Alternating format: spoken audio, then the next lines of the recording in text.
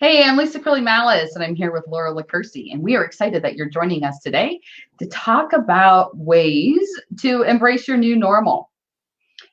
I am the owner of Impactor Strategies, and my mission is to help business owners run profitable and awesome businesses while still having a life, basically. And so I do this by helping people who love what they do and who are motivated with what they do and realize that their impact is less because they just don't have the time they need to think strategically and do the things that will allow them to service more people and to help more clients. And I am Laura LaCursey, and I help business owners, small business owners, attorneys, busy professionals go from being busy to productive with our virtual assistant services, elite virtual assistants. And I also am a big advocate for helping women in the virtual assistant space by helping them be, give them resources and support and training that they need. And I also help them if they're ready to build their own business as well. So today, Lisa and I are going to talk to you about what happens when you get so busy that you can't see the forest for the trees. And, you may not have the time or take the time to really start to innovate and to really create those processes and delegate what you need to be as efficient and effective as you possibly can. And there's a lot. If you go on and you Google, there's going to be so much that comes up, work from home strategies or what have you. But what we're trying to do is to really give you some information and tips and resources that you can use that you're not going to find on Google, right? Because we've obviously been in this space for a long time, and we want to bring something a little unique and dynamic to what you might just be able to go out there and find in Google on your own. So what we're going to talk about today are 3 ways to help you embrace this new normal. So everything that you learn today, you're going to be able to move forward whenever this new normal becomes the next new normal. And it's about building the habit strong now so that or not building the habit strong. You will be building your habit strong now. Are you building the habits you want to build now when things change and shift again in the future?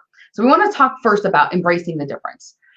There's been a lot of talk about, oh my gosh, things are so, and insert your word, things are so crazy, things are so up in the air. Something happens at 2:00 and then tomorrow it changes by noon. And like all of this is going on. And one of the things that you can do right now is just embrace that difference. This is your opportunity to change things up a little bit. From just looking around, I went to my first virtual yoga class. I mean, sure, in the past, I have followed YouTube videos, but I actually got my yoga teacher and I was in a class with other people, and it was a great experience. That is not something that she's thought to offer before, and she may or may not continue to do it in the future, but it gave her the opportunity to try something new. The same with our local bakery is sending out kits with decorated home cookies. They're struggling right now, and they're offering curbside pickup, but they're also delivering or mailing to you a whole kit to offer cookies. Now, neither Laura nor I are business coaches. We just wanted to share some examples of what it's like when you start to, say, hey, we're here, we're all here together. Let's figure out how that could look a little bit differently. The thing to remember is some of you, your commute time has been eliminated or greatly reduced. Like my commute time is walking about 10 steps into my office. And so you have extra time. You want to start to design what you want to do with that extra time. Parkinson's law, the amount of time you have available is the amount of time that you fill. And so if this is your time to think, what is it that I would like to do differently? What would I like to try? How do I want to spend more time with my family? Do I want to spend less time with my family? It depends on what's going on in your house. But what is it that you want to change? Because you can design now at the ground floor in many areas of your life. I just got off a call with a client, And he's like, I never realized how much time I really have when my calendar went almost completely empty. And now it's about deciding what to put back in it. So our first tip is go ahead and embrace different ways to work, however that may look. Yeah, and then the second tip is, paying attention to the time of day. So, last week Lisa talked about your BPT, right? Your biological prime time. And hopefully, if you watched us last week, you tried to figure out when your BPT is, because as she mentioned, that is when you are going to get the most done and be the most productive in that time, right?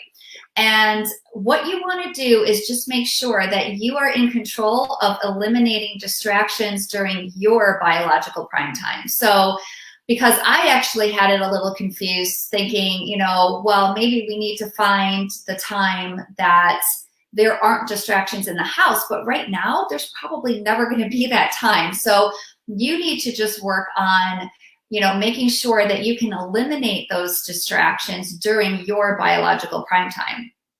And right now, you have the opportunity to explore what that is for you and make it work for your current situation. So, maybe your BPT is 7 to 10 or 11 at night. Maybe that's the time that you really can get into a zone and you can really get things done.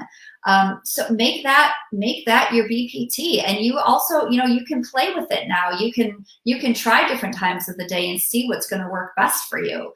Personally, for me, mine is in the morning. My BPT is first thing in the morning, and I can crank out 3 hours worth of work without even thinking about it and be super productive during that time.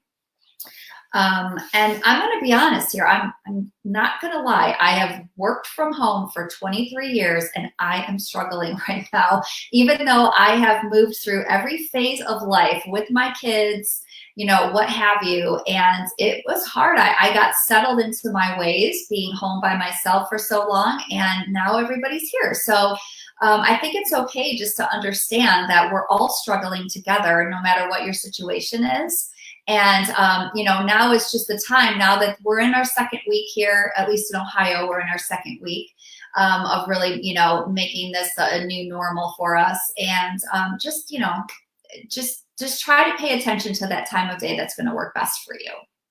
Absolutely. And I think you made a great distinction there about, you want to make sure that your biological prime time is distraction free. And maybe you're lucky that your biological prime time happens to hit when things are distraction free around you. And maybe you're not. You want to, and if not, you need to create that environment. So as you were talking about someone, like maybe their time is 7 to 11. I have a client and his is like 2 a.m. is when he is at his peak. And he works with clients. And so he does not typically utilize his 2 a.m. time very often, because that is not when most people want to work with him. However, right now, the way things are being switched and changed around, he is actually blocking in 1 day a week where he's working at 2 a.m. and then sleeping later, because he has the flexibility to move that stuff around. And he also has his son, he has a small son, is home, and he has someone else there to take care of him during that day so that he can sleep in, so that he's not pulling an all-nighter. I'm not going to speak for Laura, but I know I'm past the age where I can pull an all-nighter and actually be able to do anything. Be able to do anything the next day. But he's been able to maximize his 2 a.m. slot now, where he was not able to maximize that previously just because of the constraints. And he's now looking at ways to be able to move that forward, because though he thought he couldn't before, he's realizing that maybe it is something he can do moving forward. Yeah, and I think that's a really good point too. So the next thing that we were going to talk about is really being flexible and having some grace. And I think what people have a really hard time understanding is that everything doesn't have to be between 9 and 5. Like, we're so programmed, especially if you are coming from an office setting to being at home. Everything does not have to be between 9 and 5. But that's always been one thing that I've preached, is the beauty of working from home is you can work your schedule around your schedule, not somebody else's.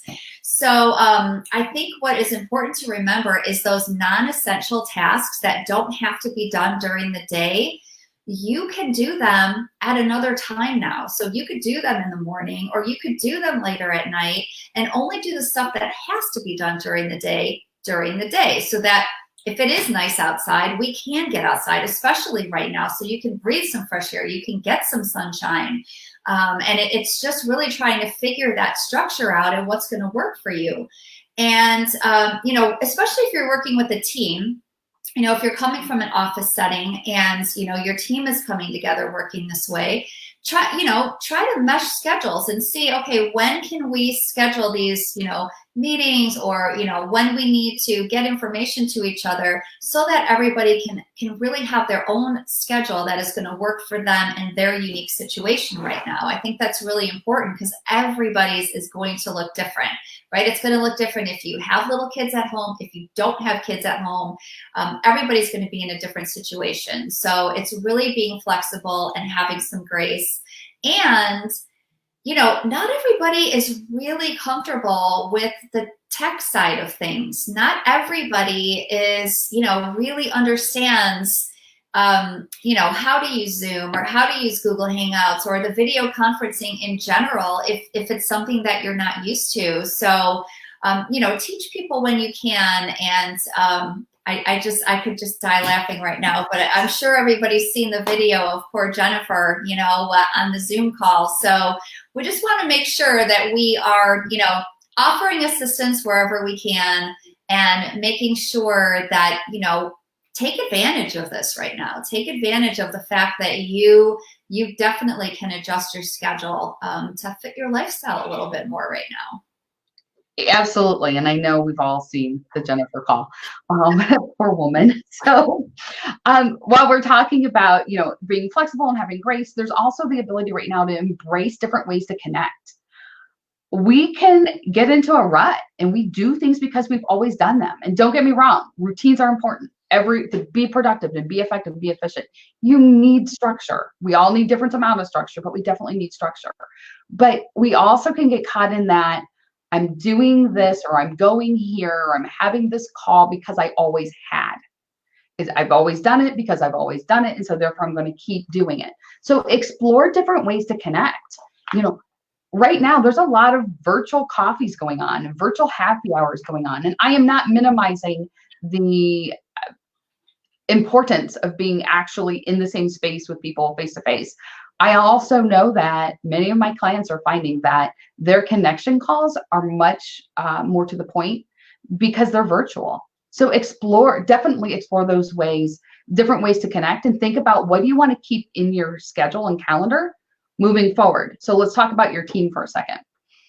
If you're managing a team, or if you're on a board with different people, different people are feeling different ways about what's going on in our environment right now. And I know that if you have a team of people, and if you think through, if you're familiar with everything DISC, there are two personalities who are pretty much okay being on their own without a lot of people, your Ds and your Cs. And your I's and S's are really struggling right now because they like to be around a lot of people. You can also look at this introvert extrovert type of a thing. You want to start to think about how can you connect with the people who need connection, and how can you make sure that when you are connecting with those people, you're doing it in a way that isn't annoying to the people who don't need as much connection. So one of the ways that way that you can do this is you can just open a Zoom room where everyone gets on, you mute everyone, and they're all working at the same time. This allows your Ds and Cs who really don't need that people interaction to still be in the room, but get their work done without anyone bothering you, without anyone really talking, because you've muted everyone. It also allows your I's and S's, the people who like to be around people, to feel like they're in a room with people. Then you can think of it as library hours. No one's allowed to talk. Then you can open it up afterwards where it's like water cooler time. This is a time for people to connect, talk about what's going on around them. And then you can open up the shared space again with everyone on mute. Like, that's one way to meet the needs of your group. Don't do this all day. You know, back to Laura's point of we have the space now to figure out how do we want to work while we're working remotely. Don't have your workers come in 9 to 5 in an open Zoom room, because that's just going to be annoying. Instead, schedule it for like an hour or so, or schedule water cooler time for people to catch up. One of the things that I've heard some companies are doing is they're keeping their Slack channel open, or they're keeping some sort of a communication message open for people to go back and forth on. That isn't necessarily your most productive way. Structure it. Otherwise, you're constantly interrupted. And we talked last time around, you know, it takes 23 minutes and 15 seconds to get your attention back. So structure your get-togethers for different personalities and give them times to allow people to actually dig in and work. Yeah, so we were going to talk, just give you guys a couple examples of success stories. So I can't necessarily say any of my clients right now have had to make a really huge change, because obviously if they're working with us, they are very familiar with working with virtual assistants or working remotely. You know, they understand that space, but it's still being able to pivot right now. So you know, if you are a small business owner and, you know, this is a time that, you know, there's just really not a lot that you can do. You've been shut down or what have you. You know, this is the time that you need to think about, oh my gosh, I had these projects that I've had on the back burner because I've had no time to get them done. And I'm going to start doing that. That's what some of our clients have been doing now. So they've been pulling out, you know, maybe they wanted to put processes in place, or maybe they wanted to get a project either finished or started. Now's the time to do that. Now you have the time. And, you know, you had to, like what I keep saying is we have to think about where we want to be on the other side when we come out of this. And I think sometimes it's really hard to see that initially because, you know, the panic sits in that, you know, maybe my business is struggling right now, or maybe I'm closed. But I think that we just need to be able to keep the faith. And I think that you need to be able to see that big picture. Where do I want to be at the end? Because if you can get yourself to get those things done and in place right now, you're going to be positioned really well once everything gets back to normal again, which it will. Right, it will. We just aren't sure what it is, and we're not sure what that normal will look like, but this is not going to last forever. So I want to share a success story with one of my clients. She has a financial planning service, and she has been wanting to redesign her business for a while. Basically, it's a lot of stuff, a lot of the time, and she doesn't have time to breathe. And she's been resisting putting a couple measures in place because she wants to make sure that she still is available for her clients, but she doesn't want to always be available within 3 seconds to her clients. What she found was she put a communication policy in place right now that she's been resisting doing before, meaning it is one business day for a return communication. And no one is upset about it.